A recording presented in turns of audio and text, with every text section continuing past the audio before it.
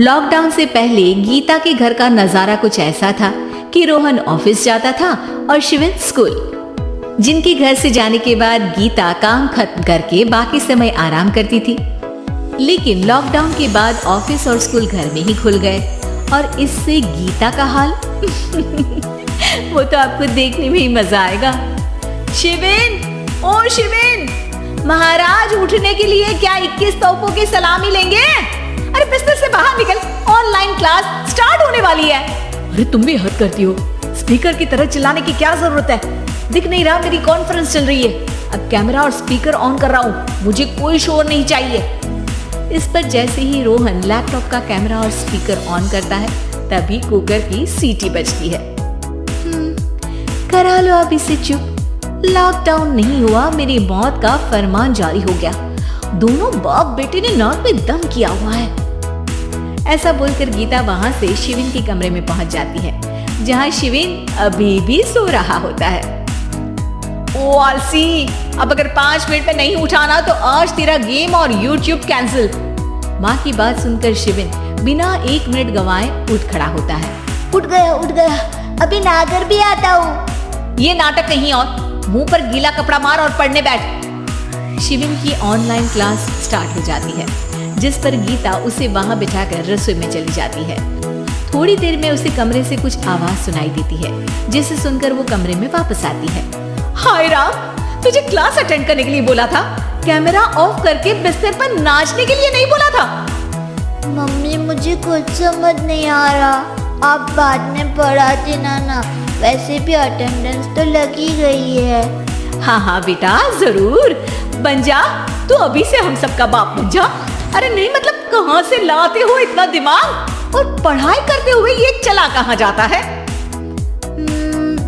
Nice question, दिमाग से पूछकर बता दूंगा।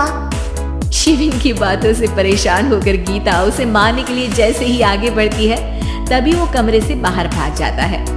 अब शिविन आगे और गीता हाथ में चप्पल पकड़े उसके पीछे पूरे घर में दोनों घूम रहे होते हैं। इसी बीच वो रोहन के पास पहुंच जाता है और शिविन को मारने वाली चप्पल रोहन के लैपटॉप पर जाकर गिरती है।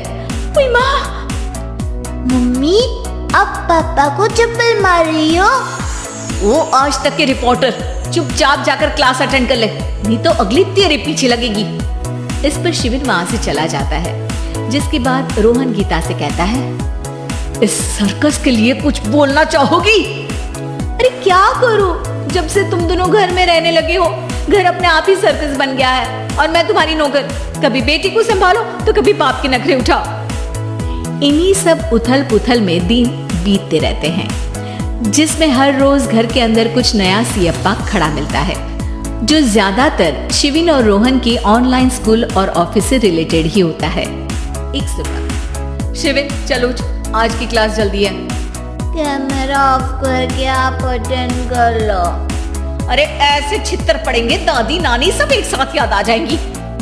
गीता की लाख मशक्कतों के बाद क्लास तो खत्म हो जाती है, लेकिन उसके बाद शिविन फोन इस्तेमाल करते हुए इंस्टाग्राम रील बनाने लगता है। रसोड़े में कौन था?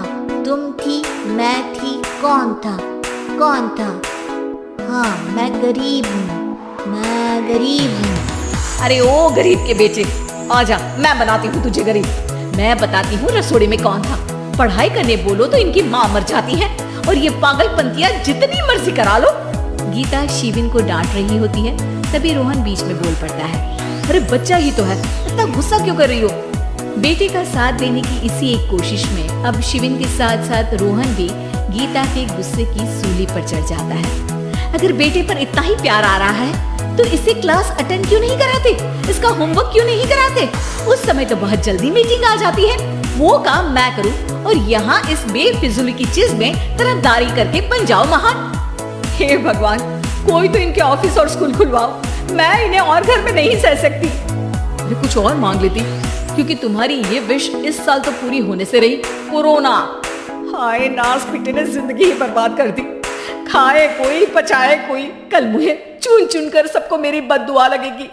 उन्होंने दुनिया का और इन बाप बेटे दोनों ने मेरा जीना मुश्किल कर दिया। गीता वहां से चली जाती है, जिसके बाद रोहन शिविन से कहता है, अरे तुम्हारी मम्मी इतनी भड़की हुई क्यों है? आपकी वजह से पूरा समय घर में रहते हो और उस पर कोई काम कराने की जगह बस ऑर्डर देते रहते हो। अच्छा बेटे, सारा इल्जाम मुझ पर, पूरा दिन तो वो तुम पर ही चिल्लाती है। हाँ, मतलब दोनों का 50-50 है, कुछ करना पड़ेगा। वो कहते ना, make the best out of worst. I have an idea. वैसे तुम्हारी माँ सही कहती है, बहुत जुबान चलाने लगे हो, कम बोला करो। अगली सुबह रोहन और शिविन अपनी गलती को सुधारने के लिए गीता के उठने से पहले घर का आधा काम खत्म कर देते हैं, जिसे देखकर गीता खुश हो जाती है और फिर बाकी बचा काम वो तीनों मिलकर पूरा कर लेते हैं। जिसके बाद अब वो सब मिल बांट कर हर काम में एक दूसरे की मदद करते हुए लॉकडाउन का मजा लेने लगते हैं।